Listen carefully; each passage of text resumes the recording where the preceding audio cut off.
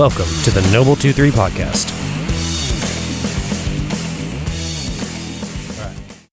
So the problem I had was when I was trying to figure out the video editing portion, I was trying to figure out how to mix like what I did as like my intro outro to the actual like podcast episode itself.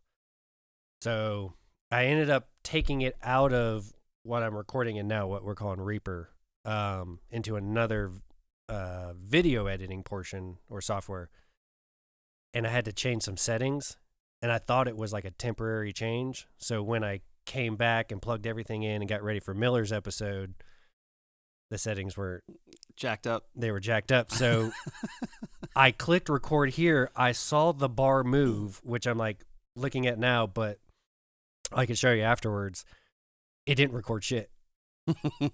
So I'm like, it doesn't look right, but all right, whatever. Just keep going. And I was like, it's kind of acted weird sometimes before, but the only audio I actually ever got from it was from a boom mic. That's why episode 4 sounds different. So it is what it is at this point. Hey, man. Everything is what it is. So you live and you learn. Yeah, that's it, baby. Oh. But yeah, welcome to the podcast. Thanks for having me. Yeah. Happy to be here. So legend says that you and some other people have been in a pretty bad fire, and Legend has it. Yes. Stories have been told. Yeah. Long ago around the kitchen table. Yeah, it was a minute ago now. So how long ago was this now? I'll take you back to the year of our Lord, 2010. Back in 2010. So 6 years before I was even there. Yeah, at the department. Maybe so. So where was it? Well, I was stationed at 7, and had a good crew over there. I mean, I could give you a whole bunch of like background and walk you through the whole thing. Let's get into it. So, well, I'll start off with who was there. Okay. It was me, Potato Godfrey. It was Jason Williams, Mark Alexander, and Kelly Turner. You probably don't know that name. Mm-mm. Kelly Turner. Okay. I loved him. Oh, man. Some stories about that guy. But, yeah, that's who was there. And I was a sergeant there. And Adam Smith was the lieutenant there for like a minute. And then he wasn't there anymore. So I went from the sergeant to acting officer in charge for the rest of that year. So you know how the moves go. We were there, got there in January, couple shifts into the year, he was gone, and then I was there as the... They just didn't promote anybody? No, man, different time. Okay. So, here's the new situation, deal with it. Yeah. So it was crazy for me professionally. You know, I came out, I was one of those people early who came out as a driver. So they put us out as drivers. And then I was able to test for sergeant before I was even eligible. So they were so short on sergeants that they let us test for sergeant. And then when you became eligible, time and grade, if they had a spot, they promote you. So I tested, sat on the list, became eligible, then they promoted me. And for most of my career, this is 5 years into my career. I got hired in 2005. 5 years into my career, I was starting off very early because they turned out recruit schools like every 3 to 6 months. So new people were just rolling in left and right. I was kind of like the number 3 guy.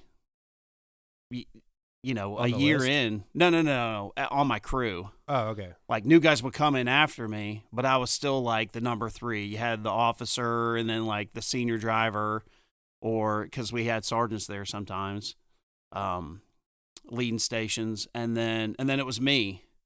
So that's how it was, my career. And then I got promoted, and they didn't move people like they do now. Like, I got promoted, and we kind of stayed put. So even when I got promoted, it was the officer, there was another sergeant, and then there was me, still the number 3 guy, doing the exact same job that I'd been doing almost since I started, you know. So Then I got moved back to one. One ran with two sergeants. So still, I was the number 3 guy. Shane West was the captain. Greg Blant was the other sergeant. And then I was the second sergeant. So number 3 guy. Nice. So I was Station 7 at the time, man. I mean, that was a crazy spot to go. That's where they like send you to die, like a lot of trouble coming out of 7 at the time there. But at least on my shift. But yeah, man, you either hit the door because you're out of there, or you like climb up out of the wreckage, Baptism by fire. Yeah. When I got to Station 7. So but I was excited because I was going to have an officer, Adam Smith, and then I was going to get to be the sergeant. And that worked out for like 2 or 3 shifts. And then I was the acting officer in charge. So it was like a quick jump for me. But what do I do with my hands? yeah. So, but I mean, I loved it. I embraced it. Station 7 was one of the best assignments I've ever had. Like the great crew there. Working with those guys was excellent. But we did a lot of training that year. Like we were, I mean, always in gear. And that training that we did really set us up for, I don't want to say success because it didn't go the way we wanted to, but it helped us. It was, training's kind of an equalizer when you don't have experience. It's something. Right. It's not the same as experience, but it sure does help. So, that's kind of the background on Station 7. We worked all year long. And from January to December, didn't have a fire. We had a couple, like a can job and maybe a shed fire or something, maybe a car fire, but no house fire. And, I remember the day that it banged out. It came out at like 8 or 9 o'clock in the evening. So we're in the kitchen and beep, beep, beep. And then we heard Station 7 first in, or 23, I think it was, is how it came out. And our tones dropped and we were like, yeah, like, yelling and excited all the way to the truck, sprint to the truck.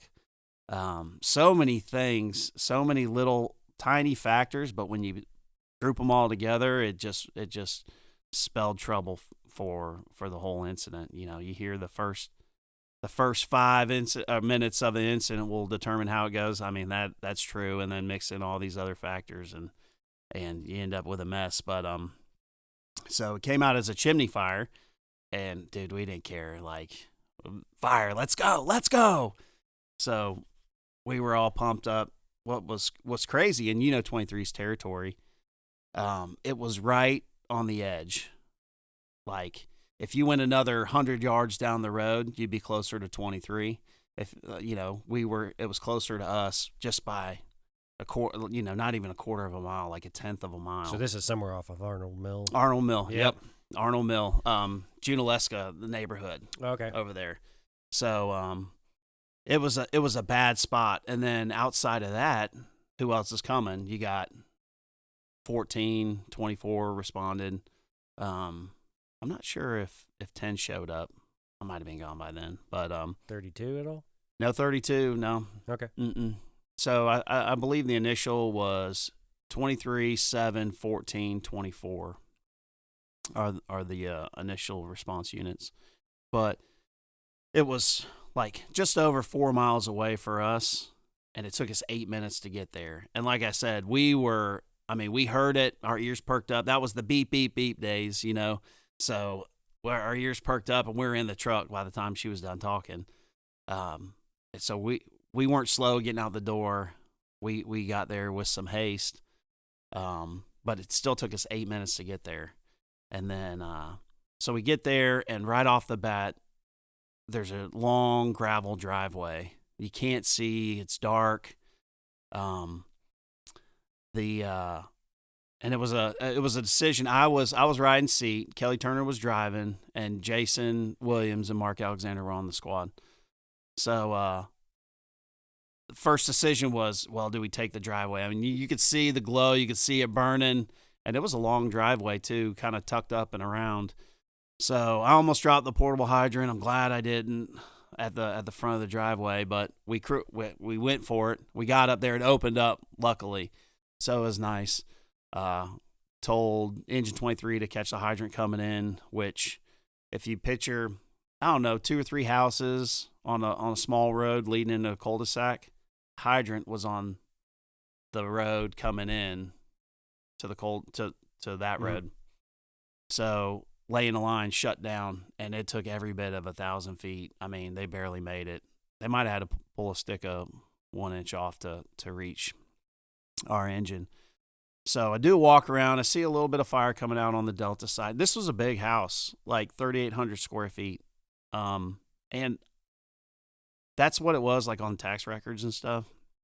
It seemed bigger than that to me. I mean, it was 3 stories on a basement. I'm not sure if they finished out the attic and that wasn't like counted in the square footage, but it was a big house.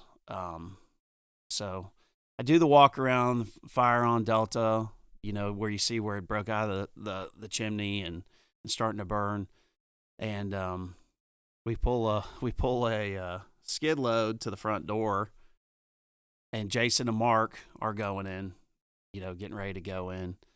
Mike Malone shows up, and he's the officer on 23, which I was glad to see him, legit fireman, And I'm relatively new, right? So I've been here 5 years, had, a handful, 5, 10 maybe good fires. I don't know, but this was a big fire. It turned out to be a big fire.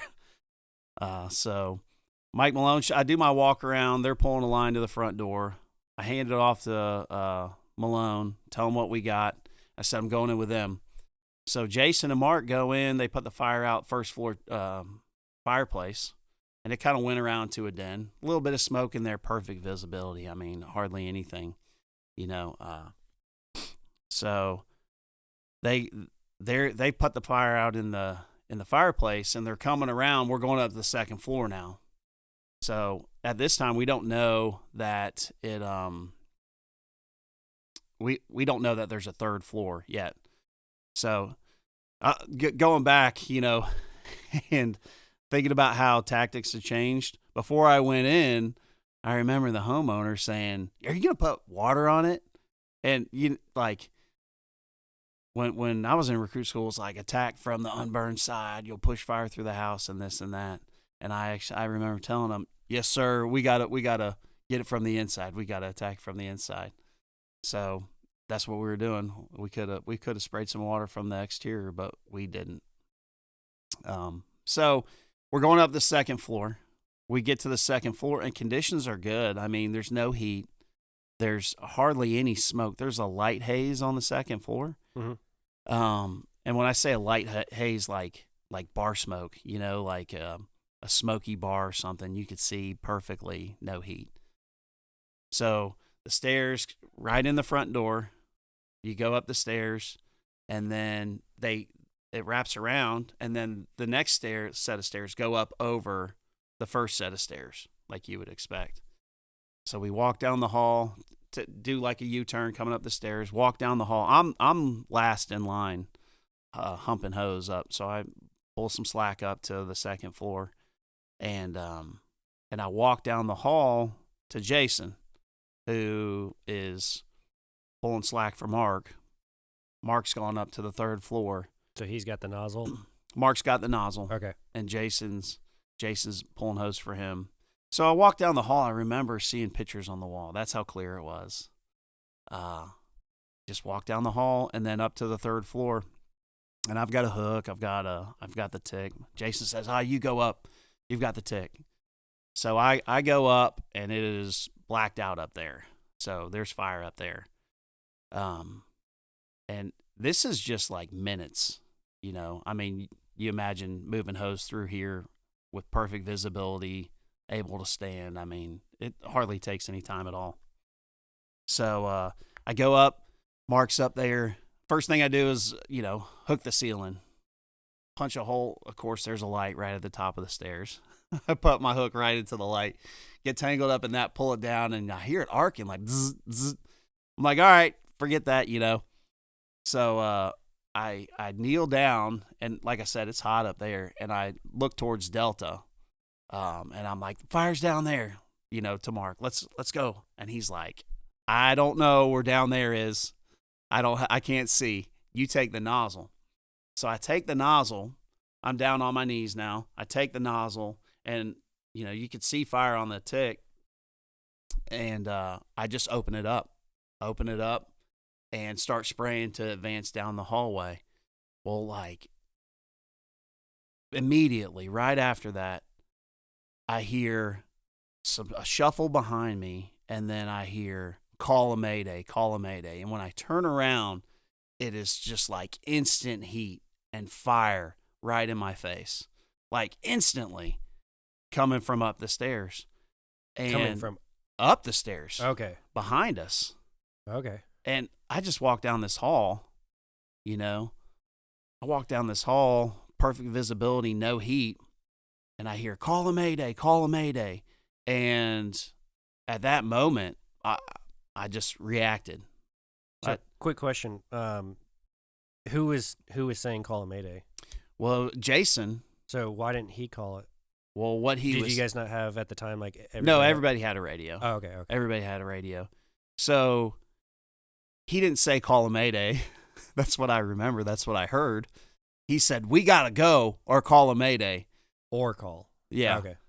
But, and when just a fireball, just straight fire, and instant heat, just like no buildup, just hot all of a sudden.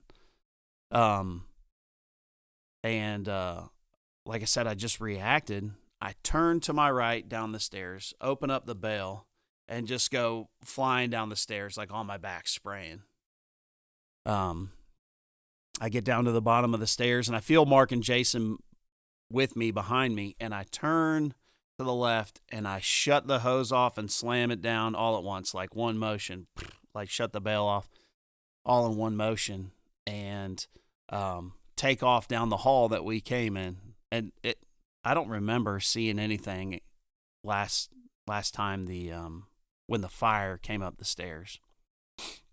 So feel Mark and Jason right there with me. I actually thought they were in front of me now because I kind of turned to the left, and we came down so fast together, like just falling down the stairs. But I turned to the right shoulder on the wall, face on the floor. We'd trained like that.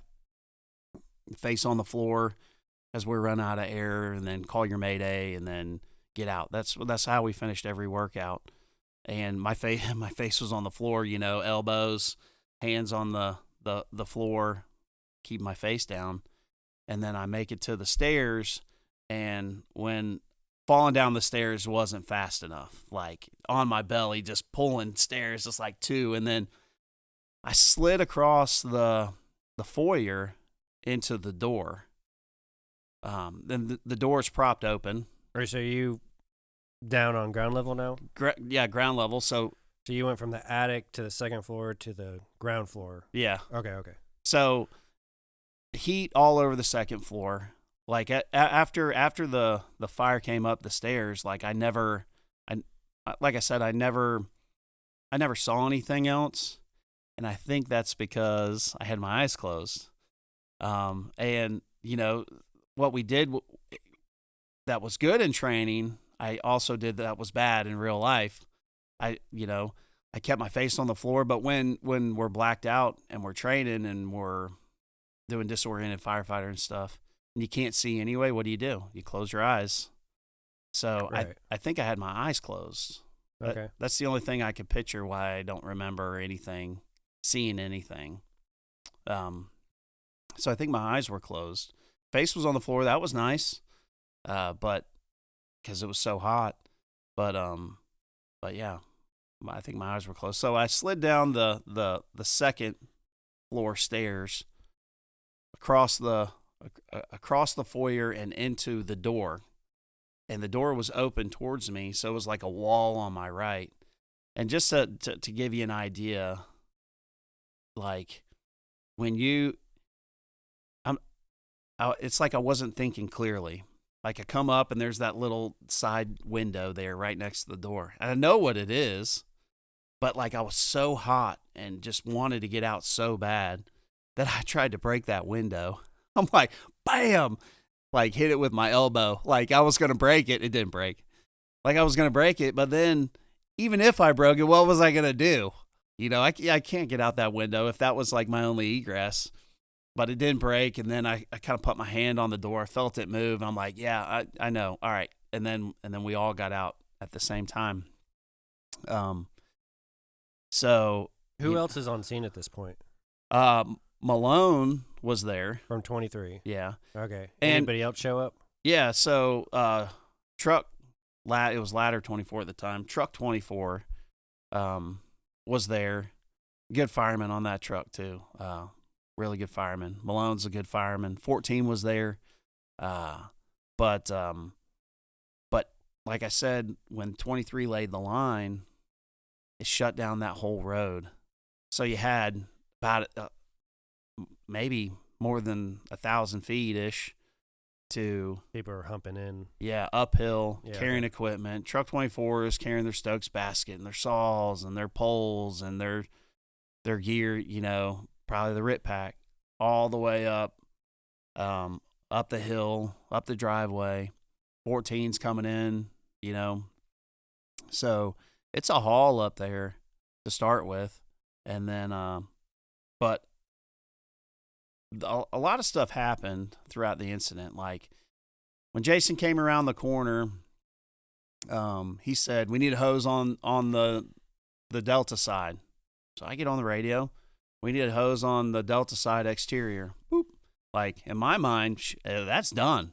Like when you train incident command type stuff and you train radio traffic, like you tell them and boop, automatic, it's done right then, right. You know.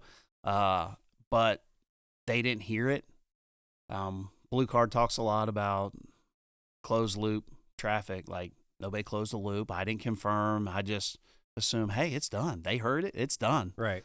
The hose line never made it to Delta. Nobody ever heard it. Okay. They were calling for us to come out of the structure. I never heard it. Never heard it. I don't know if I got on the wrong channel because nobody heard the. So they were seeing conditions from the outside that were already warranting you guys needed to back out, mm-hmm. and you guys never even heard that traffic. Never heard it. They never heard me calling for a hose line on Delta. So maybe I was on the wrong channel. Maybe they were. Maybe there were radio problems. I don't know. But like any NIOSH report, communication, like there it is. Yeah. I mean that was one of those dominoes that fell into place. The layout of the property and getting units there, one of those dominoes. You know, I made some pretty bad mistakes on that fire. One, I didn't confirm that radio traffic, like I said, but two, you know, we knew there was fire on the first floor because it was in the fireplace. Right. So we went up to the third floor, and the conditions, like I said, weren't bad on the second floor, but I should have cleared it. You know, I didn't clear the second floor. This is a big house. Right to my right, there was a door up the stairs, and then another door in a master bedroom where fire was just ripping, apparently. And when and this all started as a chimney fire. Chimney fire. How did it get from the opposite end of the house? The chimney was on Delta. So and that master bedroom was on that same side? Master bedroom was on Delta too. So what had happened was So were the stairs and the chimney on opposite ends of the house? Stairs were right in the center. Okay. And then the chimney's on the right side. Yeah, I'm just trying Delta. to like picture the layout and everything. Yeah, everything happened towards Delta. So like towards the right side of the structure. So the fire had broke out of the chimney chase, and there was an awning going around the porch, the wraparound porch. Okay. So I've got a video of a walkthrough of the aftermath when everything was burned up and stuff, but you could see along the floorboards of the second floor, you know, 1.5 feet, 2 feet up where that roof for the covered porch, the void space, mm-hmm. where it's all burnt out all around it. Oh. So, you know, Jason will tell you I don't want to speak for Jason, but he's not here, so I will. But Jason will tell you there was a window right there by the door. We had a porch, but fire had already come up that window. It was burnt on the exterior. By the time he went up, he came up to get us. Jason did, because conditions obviously had started to turn pretty quickly. And he's like, well, that's why he said, we got to go or call a mayday. Okay. So the fire was burning that void space in the covered porch roof, essentially. And it had got into that bedroom. And when those hollow core doors finally failed, like, it just happened rapidly. And there was fire on the second floor. And then, there's some different things that our fire investigator did an investigation. And there's a couple theories, maybe, like they had those vent fans that clear hot air, those, I guess they call them turtlebacks. I don't know. The homeowner? Yeah. Okay.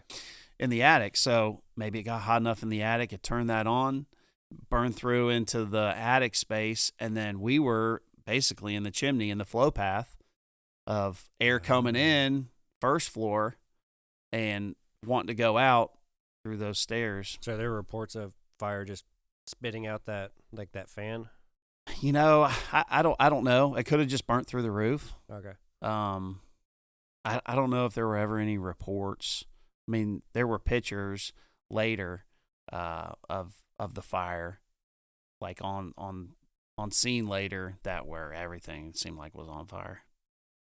But yeah, man, I didn't clear the second floor. Like, I had the tick. That doesn't mean the only person with the tick clears it, but we had fire on the first floor in the fireplace. So if we were going to go from the second floor to the third floor, we should have cleared the second floor. We didn't do that. And that was a major, major mistake. I mean, it got 3 guys hurt. It potentially could have got us killed, that mistake. And I take a lot of responsibility for it. Jason had the most experience on our crew. He'd worked up in Fort O for a long time. And where? In Fort Oglethorpe. Oh, okay. He had worked up there before he came down. So he had more experience than I did. I was the sergeant, right? So, I mean, well, we're all responsible for each other, especially on a fire scene. But I had more responsibility because of my rank. And, I made mistakes, and I led those guys into a spot where I got them hurt, and I almost got them killed. And that's a tough pill to swallow, but try to learn from it. Tell people what happened, the mistakes we made. Don't run from them, because maybe it'll help. I don't know. So I made that mistake. Looking back now, it would have been super simple to just turn, when I was there on the third floor, open the nozzle, spray the fire, get those guys and go towards Bravo on the third floor, call a mayday. Because later, when I walked through, what I found out in those rooms down the hallway on the third floor, pretty much untouched. A little bit of smoke damage. I mean, there was an artificial Christmas tree. This was in December. Sitting in the room up there where it's perfectly fine. So, I mean, had I could do it all over again, I would have just opened up the nozzle, told those guys to go to Bravo, closed the nozzle, got down the hallway, closed the door, called a mayday, throw some ladders. And, maybe they wouldn't have got burned as bad. Jason got it the worst because he was down there on the second floor when it went bad. Mark got it worse than I did. And then I had some small burns in the weak, points of your gear, the wrists and ears, neck, stuff like that. So what did Alexander end up getting? He had more severe burns in some of the same spots. And then Jason, his hands were pretty bad, his hands and wrists. It just burned through the gloves? Yeah, I mean, essentially. Okay. So Jason had it the worst. He was out the longest. Mine were small little bubbles, second-degree burns and stuff. Like, I mean, not too terrible. So, there's a lot I wish I would have done, but what we did do well is probably what saved us serious injury, or maybe even death. I don't know. It seemed really bad at the time. So like the training, how comfortable we were in our gear, the staying together, those kind of things, like that's what we did well, and we came out together, luckily.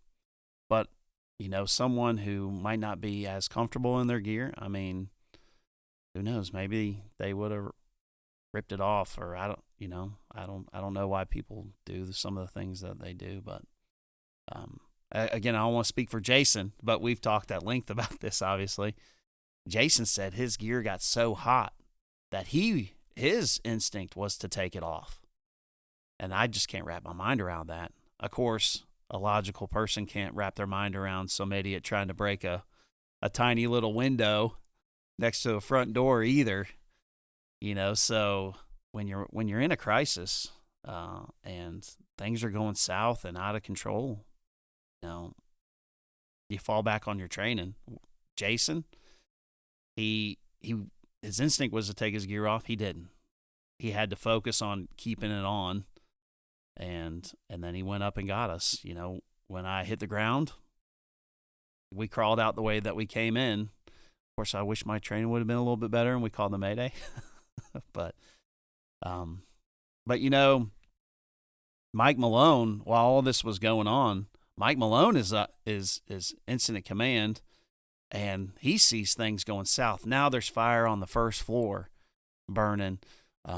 Conditions are deteriorating on the outside, and Red was there, Chief Hughes, and Mike's like, "I'm going to get him," and Mike freaking went up the stairs, burned his dang jacket off his back trying to get to us. He didn't make it as far just because it was so hot, like right there in the chimney. But I mean, those are the kind of people you want around you. Guys like Red, guys like Mike Malone. Absolutely. Who will freaking burn his jacket off his back for what I don't want to speak for him, but he's not here, so I will.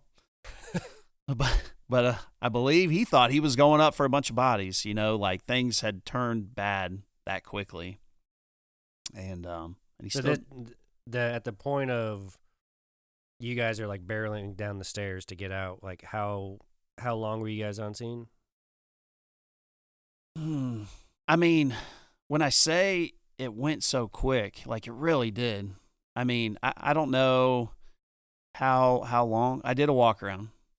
Then we took the hose in. Then we went up the stairs. I mean, minutes. And we weren't on the third floor for long.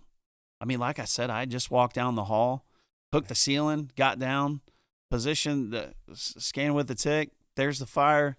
Got the nozzle, got down, started spraying, and then boom, call a Mayday, call a Mayday.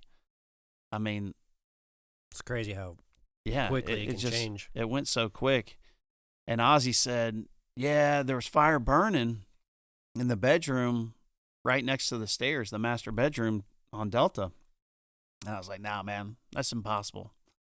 This is before all the UL stuff and the studies and the burn time on doors and flow path and all this mess.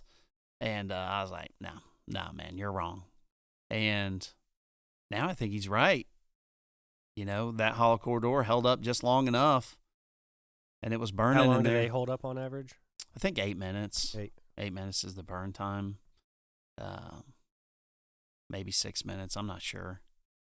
So, but from the exterior, like I said, the only indication was there was a little bit burning on the Delta side, like maybe through some siding, on the walk around.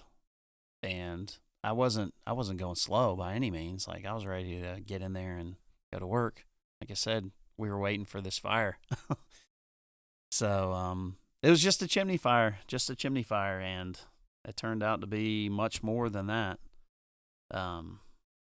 But thankful that we were able to work our way out of there. So how has your perspective changed on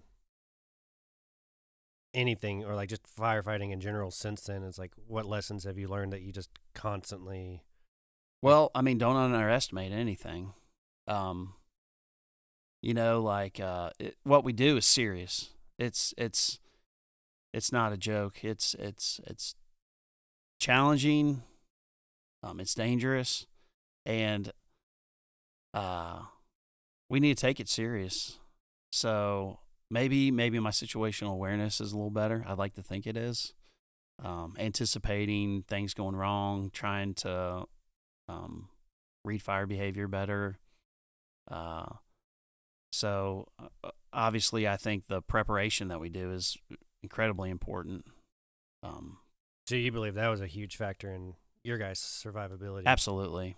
Just the fact that you trained almost every day, almost We every shift. trained a ton, so much. It just got to where, and some people might disagree with me, but I love competition, you know? This I've been told. Yeah. Yeah.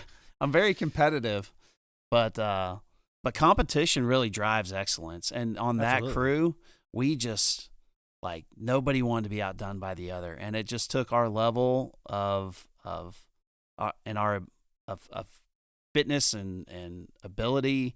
It took it just raised our our level, and just by challenging each other, not wanting to be the first one done or going a little further, and that's what we did there. And those guys embraced it. Godfrey wasn't there that night, and and I think he hates that he wasn't there.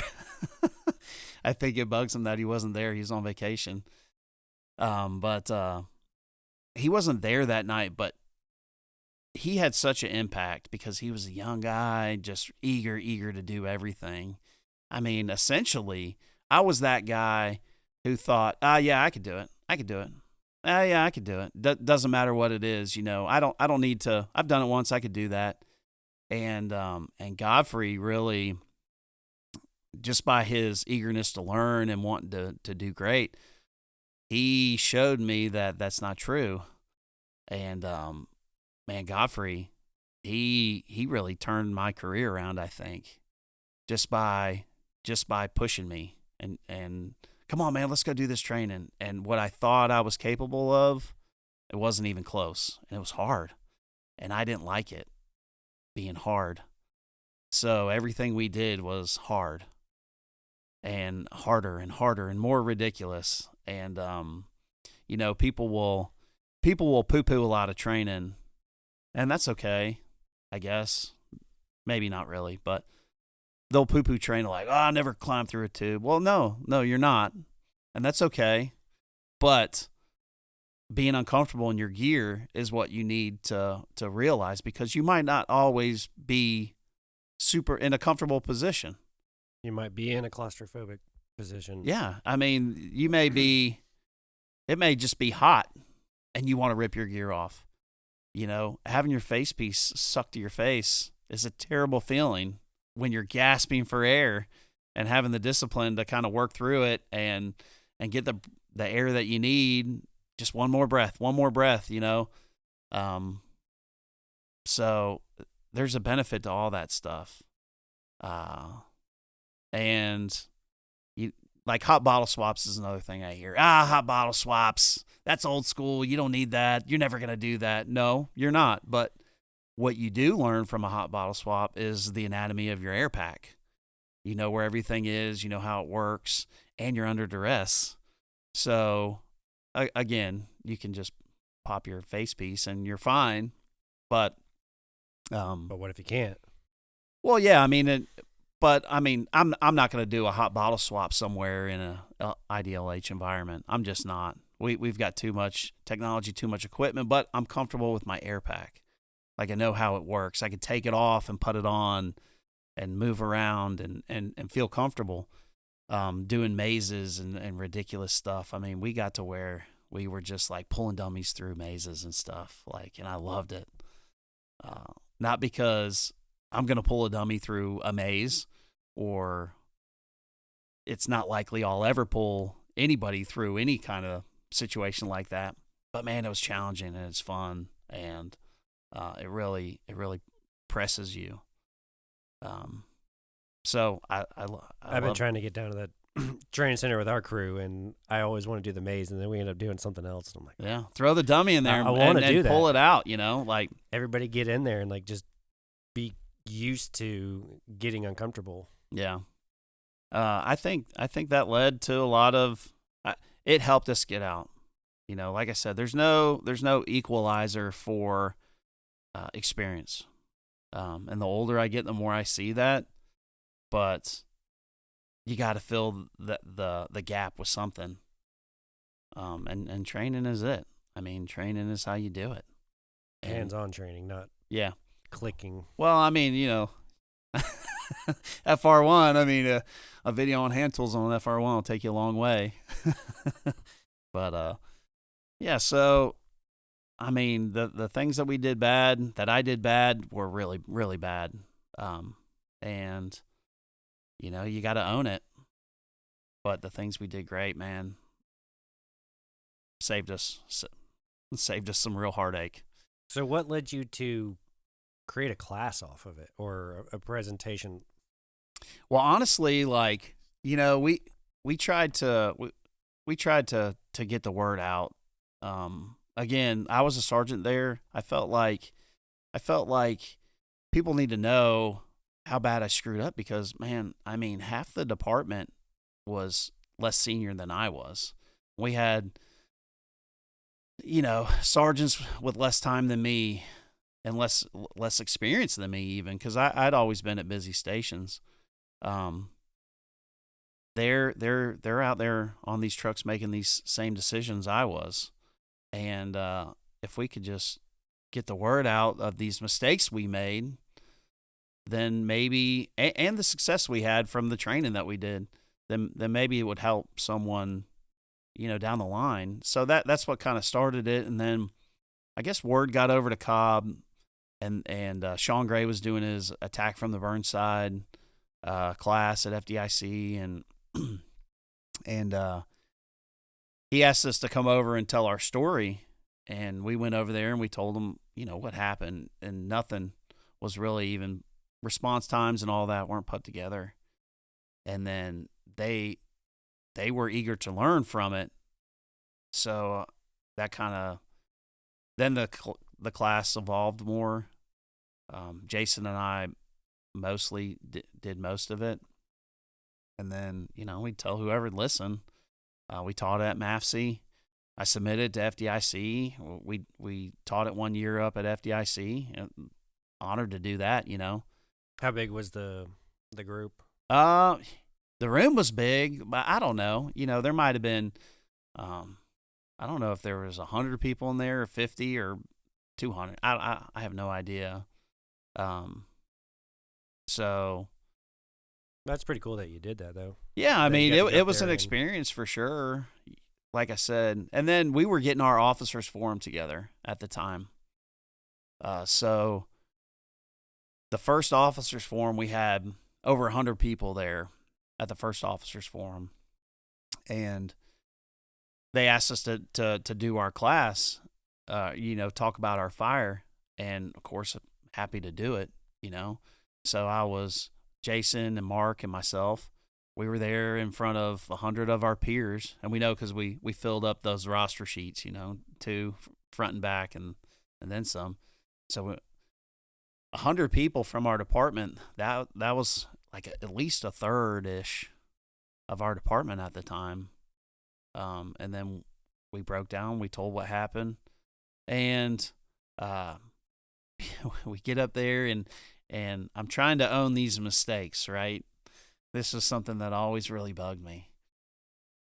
Maybe I shouldn't be saying this, but we get up there and I said, I did this wrong and I did that wrong and I do this different and I do that different, and trying to take responsibility for it.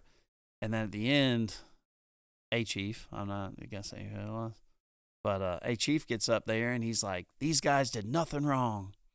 And I'm like, man, yeah, we did. We really did. If we would have did it right, it wouldn't have happened this way. and I felt like it was counterproductive. I appreciate him trying to protect us, I guess, from any kind of scrutiny, but you So we got all make mistakes, though. yeah, you got to own your mistakes and learn from them. Don't be afraid to put yourself out there. Everybody knows anyway. Why hide from it? Take it head on and use it. So that's just to help.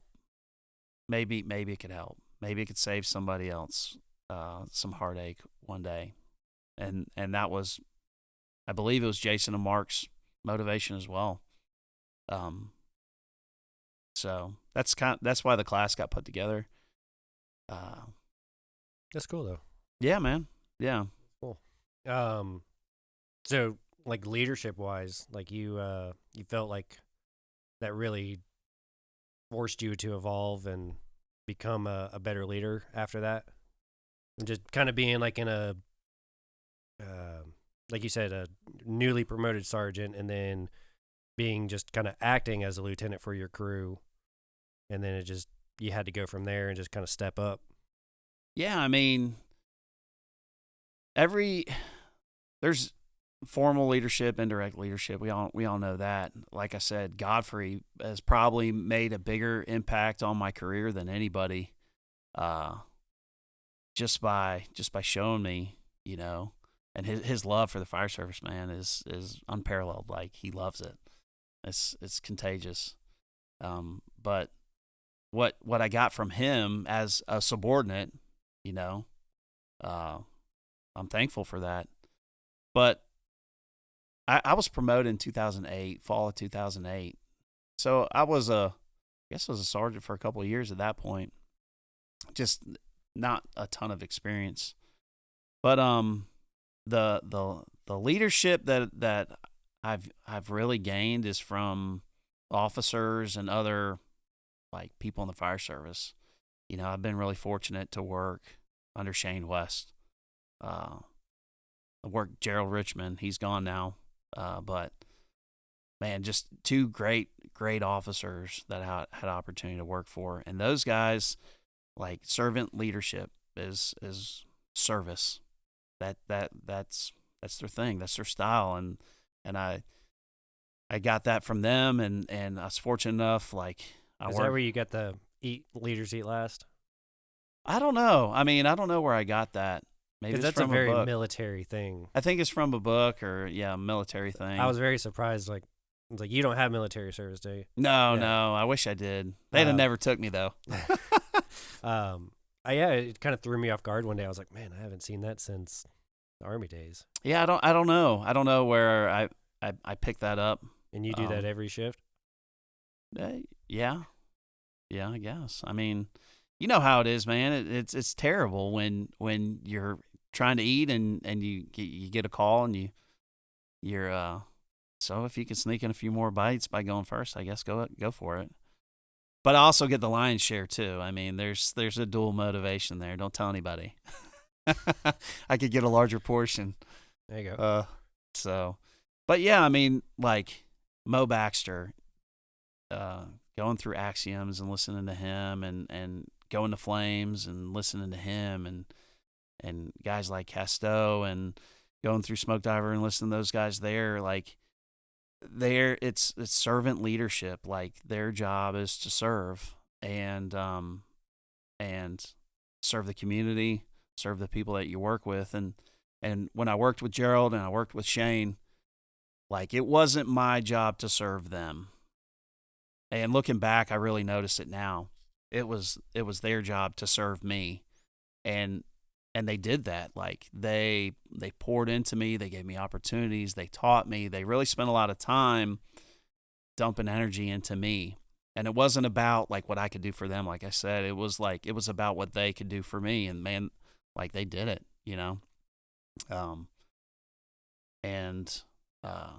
I really appreciated that.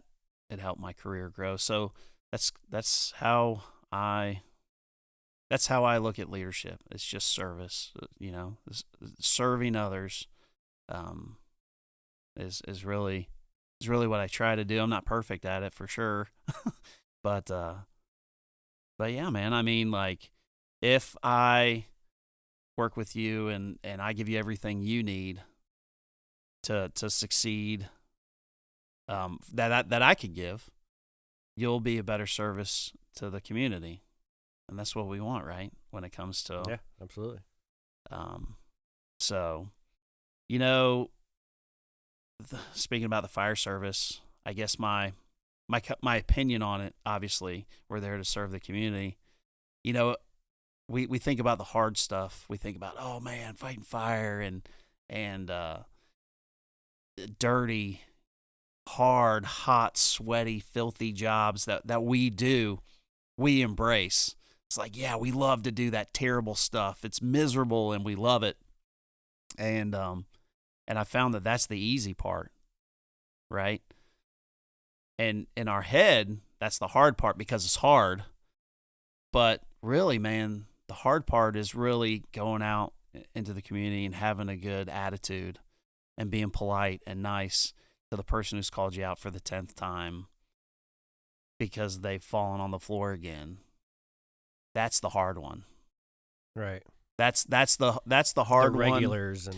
And The regular person, and these people need us too. You know, they really need us when they don't have family and they don't have the money to pay somebody to be their medical aid or whatever they are. They need us to come pick them up off the floor because they don't have anybody else. And I see it so many times. We get frustrated with those people, but that's the hard part of the job. If you could stay focused on that being the hard part of the job and doing that well, I mean, we all want to fight fire. I mean, we don't go hooping and holler into the truck like we did for that chimney fire on a patient assist. On a patient assist, right? You know, but if we keep serving the community in the forefront, we could be great, you know, and I fear that we might be losing that a little bit because of how repetitious and mundane and what's the word I'm looking for? There's not a lot of glory in that, you know, but there is in fighting fire. Oh, it just kind of slowly beats you down. It does. It absolutely does. That's the problem with it, though. But yeah, I get it. It's like not every. We may not see it as an emergency, but to them, it's. I can't remember who said that one day. It's like, your emergency is not their emergency. You have to think that like this may be like the worst time for them, even though it seems like completely mundane to us. It's like, yeah, absolutely. It's like this is the worst day of their life right now, or they just. And some of them, like, they're so ashamed to call 911 just for like getting picked up, and they wait for days. It's like, just call us. Yeah. Because now you've made it worse. I mean, you couple that with somebody who isn't the most pleasant person to be around, like, yeah, it can make it miserable. Yeah. But if we focus on service to the community, like that's a big one. You know, we are really impacting those people's lives. So take that opportunity to embrace it and make a difference. Yeah. This is what I think.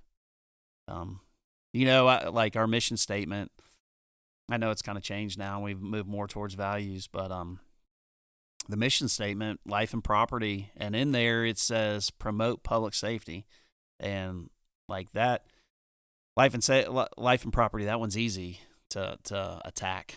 But promoting public safety and really having a positive interaction with the community, that's how you promote public safety. And I try to really focus on that one as well.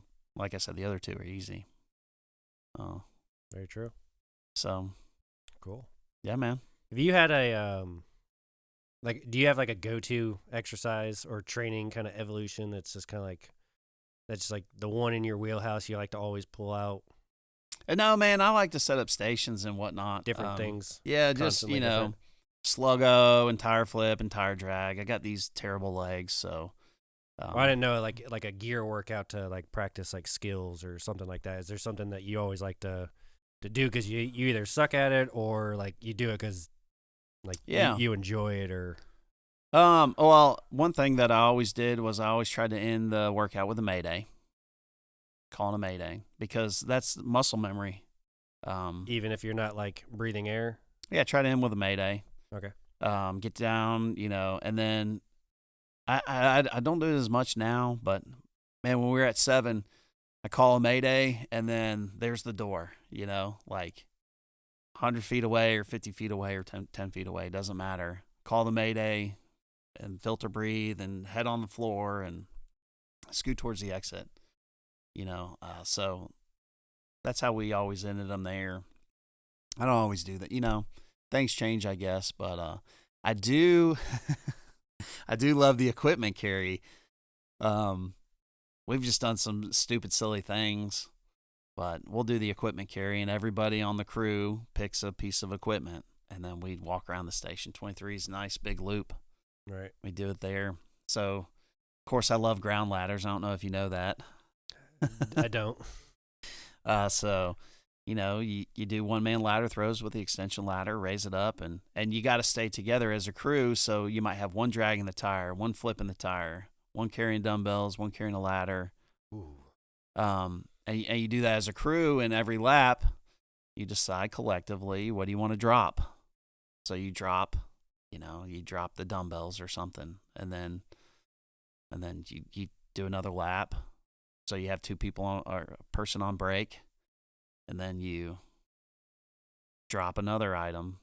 Everybody votes, and then you end up with one piece of equipment at the end. And now you've spent 30, 40 minutes in gear, laboring. So you throw in the tire flip because it's slow and you can't move fast, or the tire drag, and that's one I always like. Okay. The old equipment carry. I'm always trying to lead PT in a way, like on our crew, and so I'm always like looking online and looking for different things to do, and like we tried Fido yesterday. Yeah, that was terrible. I don't know what that is. The Georgia smoke diver Fido. Yeah, it's like 1.5 mile run, and then you get the 100. Why don't I know what this is? It was. I've kind of had it in my head, like maybe to try out for smoke diver. Do it, dog. So I was like, all right, I'll print out all the stuff and start just kind of see where I'm at, like as a base level, kind of understand like my level of fitness. And incredible experience. We should do it. Like the standard's like 40 minutes to do all of it. And Lieutenant Miller and I were like, geez, that's booking it. Getting up and down with these like burpees or what they call up downs, and yeah. So it's like PT, morning PT. Yeah. I did not do it all in 40 minutes by any means, and I was like, okay, here it is. Yeah. Now I know what I need to work on. I mean, and I still haven't committed to it, but it wouldn't hurt to train for it, kind of thing. So kind of cool. Yeah, heck yeah. So I'm always trying to like push the crew to like, hey, come on, let's do, like, do you have a workout, or are you going to let me come up with something psychotic? Because that's just the way my brain goes now, is I just stack on these workouts, and they're like, oh my God, you suck. You should do the equipment carry. It's fun. And everybody has their own little item that they get to pick. And I don't let people pick an axe or something. It's like, no, you can't carry an axe. You gotta do something real. Okay. So they're like the big tire, or like the 5-inch hose drag. Mm-hmm. Okay, and the ground ladder. Yeah, do the ground that fan. Is that still sitting around there? The old out of service fan. The big black thing? No, the little red one though. A red fan. Maybe it's not there anymore.